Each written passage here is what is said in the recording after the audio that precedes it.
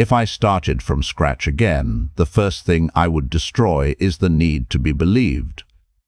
A man who still needs approval cannot build power. Not my lack of money, not my lack of connections, not my lack of support, the need to be believed.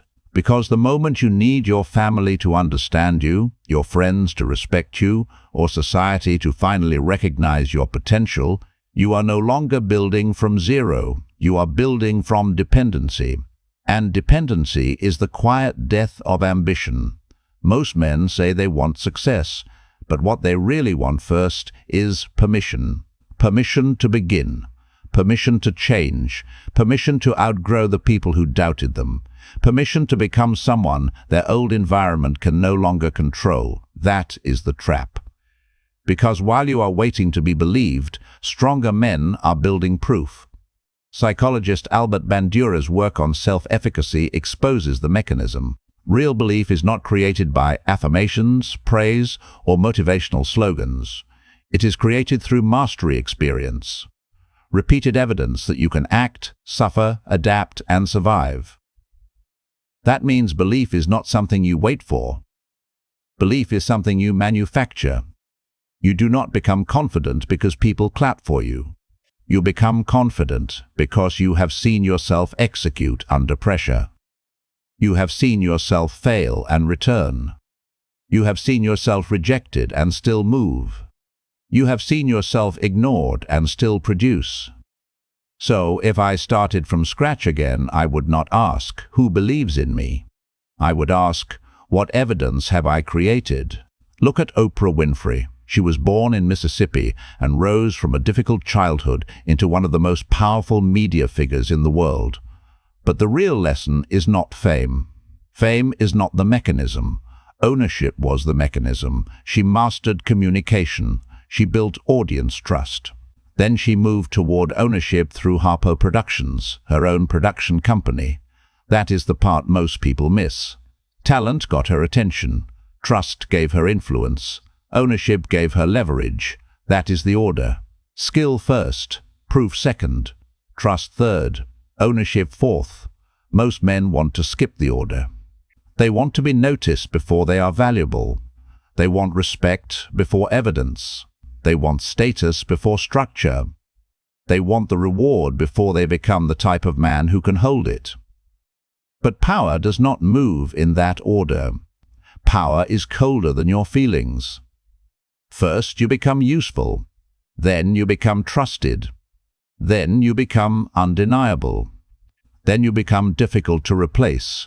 Then you gain leverage. The unsupported man must understand this faster than everyone else, because he has no safety net, no inherited network, no rich uncle, no family friend opening doors, no crowd clapping in the beginning, and when no one is coming, you must become your own institution. That is what I would build first. Not a business, not a brand, not a perfect plan, not motivation.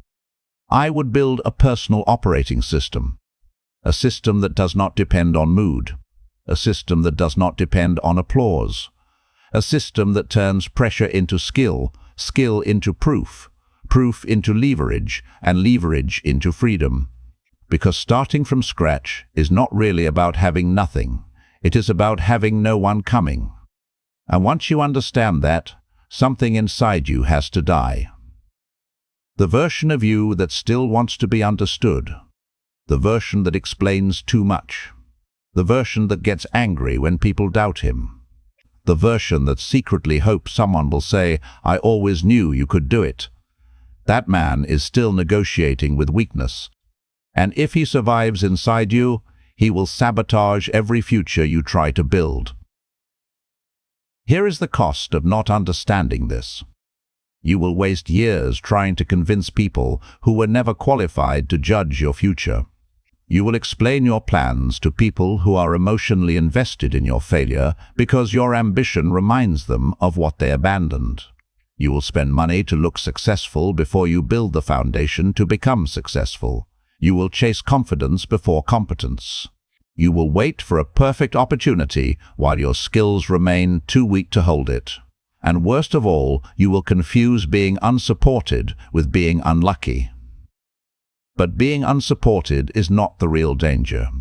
The danger is needing support so badly that you never learn how to move without it. This is where most men lose years. They do not lose because they are lazy. They lose because they are emotionally attached to an audience that has no power to save them. They keep presenting their dream to people who think small.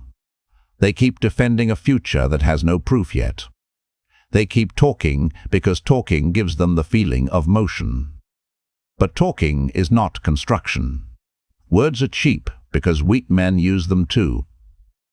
Until your actions separate you from the crowd, people will place you inside the crowd.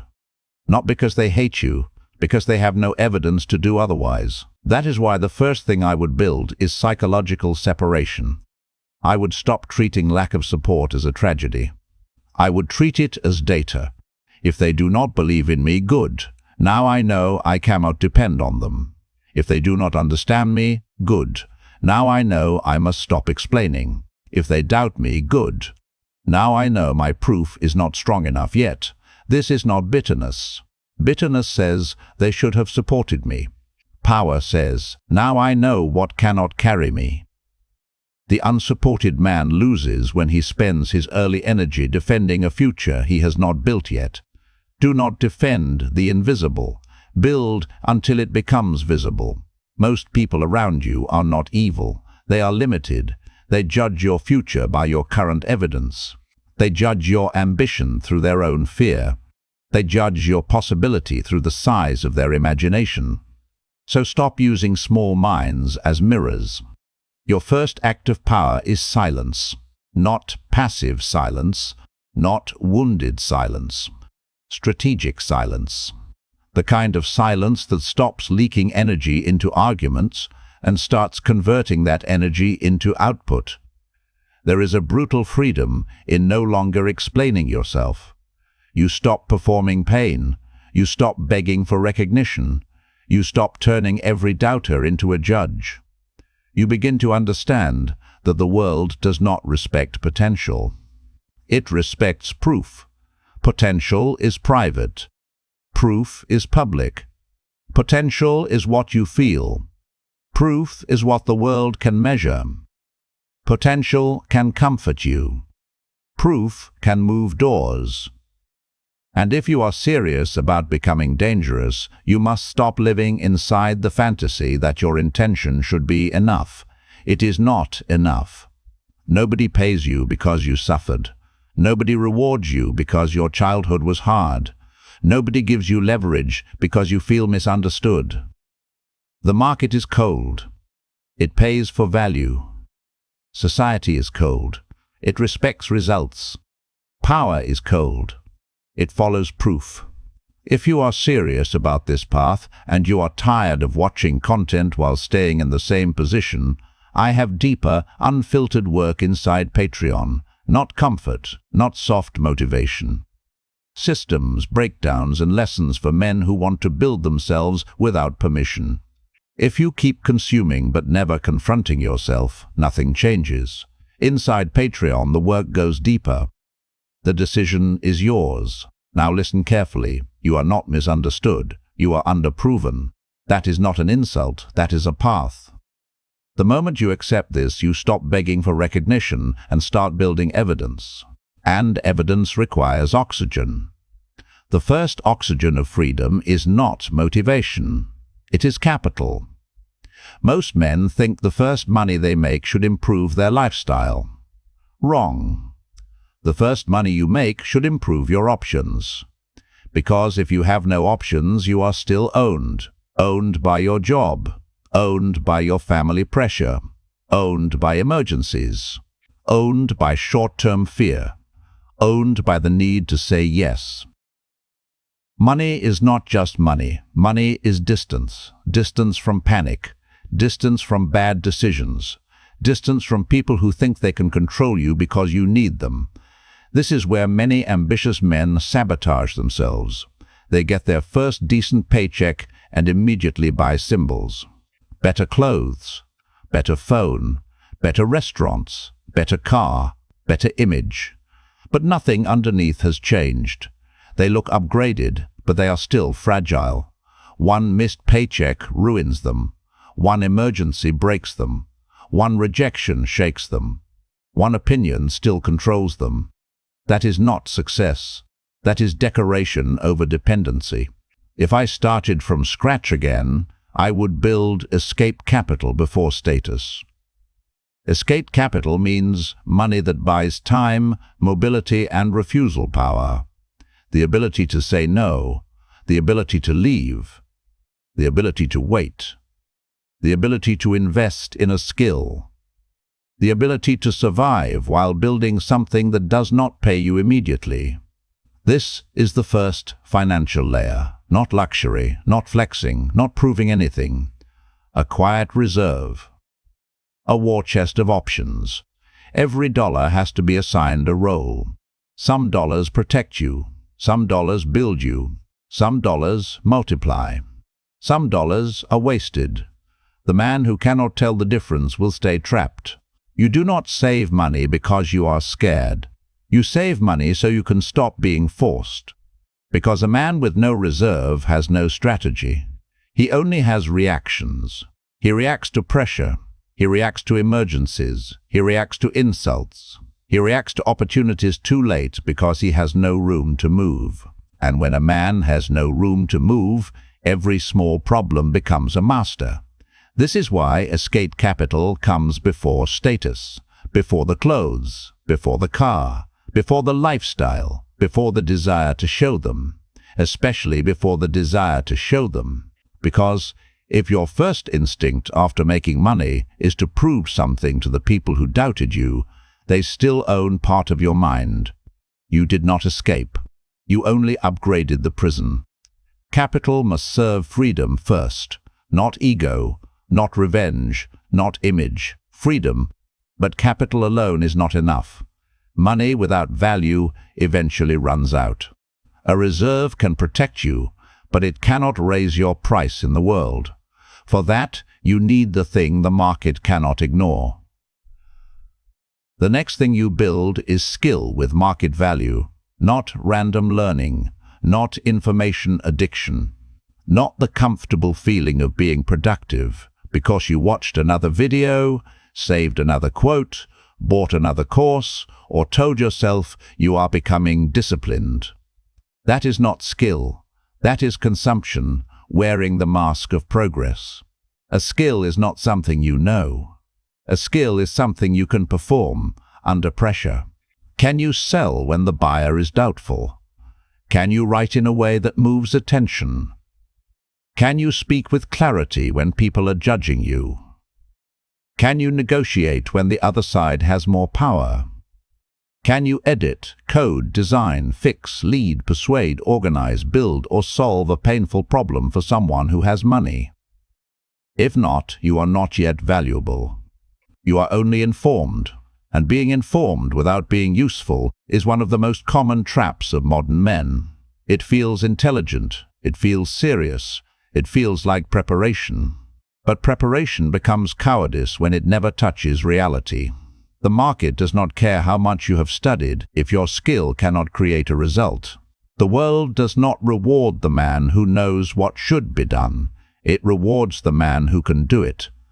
That is why, if I started from scratch again, I would choose one high-return skill and attack it until it produced income, proof, and leverage. Not 10 skills. One primary skill, one secondary skill, one distribution channel. Sales plus communication plus content. Writing plus psychology plus YouTube. Video editing plus storytelling plus client outreach. Coding plus product thinking plus online distribution. A trade skill plus reliability plus local reputation. The combination matters because one skill gives you ability, but a stack gives you leverage. A man who can only do the work is useful. A man who can do the work, explain the work, sell the work, and distribute the work becomes difficult to ignore. That is the difference. You are not trying to feel smart. You are trying to become economically dangerous. A man with skill can re-enter the game from almost anywhere. A man without skill has to beg the system to be kind, and the system is not kind. It is transactional. It asks one question: what can you do that creates value? Not what happened to you, not who doubted you, not how much potential you feel inside. What can you produce? This is where unsupported men must become ruthless with themselves. Every hour must be judged. Did this hour make me stronger? Did this hour make me more valuable? Did this hour create proof? Did this hour improve my ability to survive without permission? If the answer is no, then you are not building, you are escaping. And escape, disguised as self-improvement, is still escape. The first rule is simple. Choose a skill that can create income, access, or leverage within a short enough window that reality can test you. If your skill never meets the market, it is a hobby. If your learning never creates output, it is entertainment. If your discipline never becomes proof, it is theater. Do not learn to impress yourself. Learn to raise your market value. Every skill must become a tool of independence. But skill hidden in private is not enough. The world does not reward what it cannot see. So the next thing you build is proof. Most men want respect too early. They want respect for trying, respect for dreaming, respect for being misunderstood, respect for having potential. But potential is private. Proof is public, and power only speaks the language of proof. This is why your explanations do not work. You tell people what you are going to do. They do not believe you. Then you get angry. But from their perspective, nothing has happened yet. No results, no body of work, no money earned, no skill demonstrated, no asset created, no pattern of execution, only words. And words are cheap because weak men use them too. Until your actions separate you from the crowd, people will place you inside the crowd, not because they hate you, because they have no evidence to do otherwise. Proof changes your social price. Proof is a portfolio. Proof is public output. Proof is a client result. Proof is a channel with videos. Proof is a habit tracked over time. Proof is testimonials. Proof is money saved. Proof is debt reduced. Proof is a product launched. Proof is the visible residue of private discipline. This is why the unsupported man should become obsessed with proof, not applause. Proof. Applause can be faked. Proof compounds. And once you have proof, you no longer need to argue. Your results speak in rooms you are not even in. This is the moment a man begins to change. Not when he feels motivated, not when he posts a quote, not when he announces a new identity, but when his private discipline leaves visible evidence. That is when the world begins to adjust its opinion, slowly at first, then suddenly. The same people who ignored you begin to ask how you did it. The same people who doubted you begin to say they always saw something in you. The same environment that made you feel small begins to treat you differently. And this is where you must be careful, because the goal was never to make them believe. The goal was to become the kind of man whose life no longer depends on their belief. Stop saying, "They do not see my potential." Start asking, "Where is my evidence?" That question will hurt you or free you, usually both. But proof alone still has a limit. If all your proof depends on your labor, you are still trapped. If you must always be present to earn, present to produce, present to be seen, present to be paid, then you have built value, but not yet leverage. The next move is to build assets, not appearances. A salary feeds you. An asset defends you. A reputation opens doors before you enter the room. Most men build appearances because appearances give fast emotional reward. Assets are slower. Assets require patience, repetition, and delayed gratification. That is why most men avoid them. The average man uses his income to buy a lifestyle. The strategic man uses his income to buy or build assets. There is a difference. A lifestyle consumes. An asset produces. A lifestyle needs constant feeding. An asset can eventually feed you. And assets are not only stocks or real estate. For the modern, unsupported man, assets can be a YouTube channel, a newsletter, an email list, a product, a service system, a software tool, a client acquisition process, a reputation in a niche, a portfolio of work, or a network built through value instead of begging. This is why Oprah's story matters.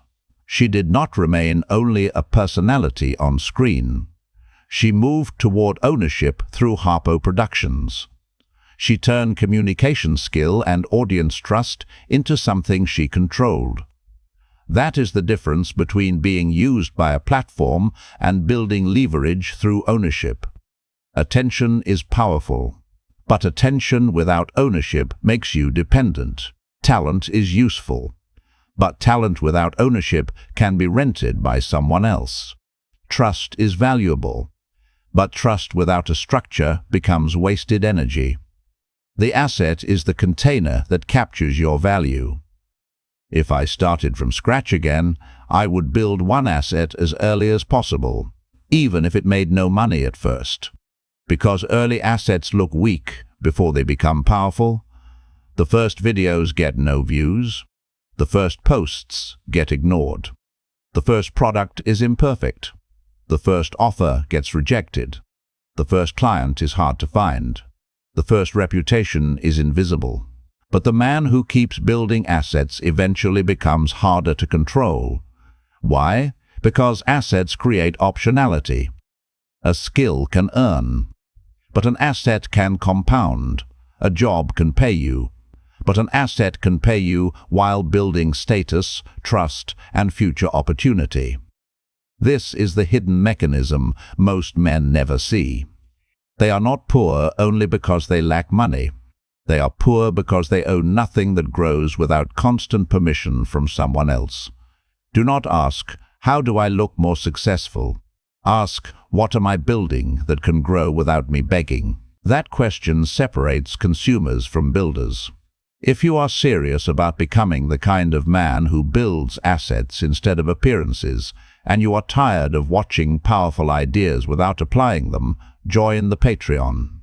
Inside, I go deeper into the systems, the breakdowns, and the unfiltered lessons that cannot always live here. If you continue consuming without building, your future will look exactly like your past with better excuses. The decision is yours. But assets create a new danger. The moment progress begins, most men destroy the foundation that created it. So the final thing I would build is protection. The most dangerous moment for an ambitious man is not failure, it is early success. Because early success whispers dangerous things. You deserve to relax. You deserve to upgrade. You deserve to show them. You deserve to spend. And that is how the foundation gets eaten. A man starts from nothing. He saves money. He builds skill. He creates proof. He gets a little attention. He gets his first real income. Then he makes the ancient mistake. He tries to collect emotional revenge through lifestyle. He wants the people who doubted him to see. So he spends. Not because he needs the thing, because he needs the feeling. The feeling of finally being above the people who made him feel small. But this is still dependence. If your spending is designed to make doubters feel something, they still control you. You did not escape them. You just built a more expensive prison around their opinion. This is why protection matters, not protection from enemies outside you. Protection from the weak man inside you who wants to trade freedom for applause. Protection from the old hunger to be seen. Protection from the wounded ego that confuses visibility with victory. If I started from scratch again, I would protect the foundation with rules. Never increase lifestyle faster than assets. Never spend capital that was meant to buy freedom. Never confuse income with wealth. Never reward yourself in a way that weakens the system. Never let attention replace discipline. This is where discipline becomes power. Not the loud discipline of social media, the quiet discipline of a man who knows what every dollar, hour, and skill is for. The world does not see this stage. That is why it matters. The world sees the result. But the result is built in invisible decisions. Saying no. Saving instead of flexing. Learning instead of scrolling. Publishing instead of perfecting. Training instead of explaining. Building instead of explaining. This is the operating system. Capital. Skill. Proof. Assets. Protection. Not because it is glamorous, because it works. Starting from scratch is not a tragedy. It is a purge. You lose illusions. You lose fake support. You lose the fantasy that someone is coming. You lose the childish need to be chosen. And if you survive that loss, something colder is born. A man who does not need applause to move. A man who does not need belief to begin. A man who does not need permission to build. A man who understands that the world does not owe him recognition, it only responds to proof. So if I started from scratch again, I would not start by asking who believes in me. I would start by building the kind of life where belief becomes irrelevant. I would kill the need to be seen. I would build escape capital. I would stack skills with market value. I would create proof before asking for respect. I would build assets instead of appearances. I would protect the foundation like my freedom depended on it. Because it does. The unsupported man has one advantage if he is willing to accept it. He has no illusion left. No one is coming. No one is opening the door. No one is giving him permission. No one is saving him from the consequences of staying weak. Good. That means the game is clean. No excuses, no audience, no rescue, only construction.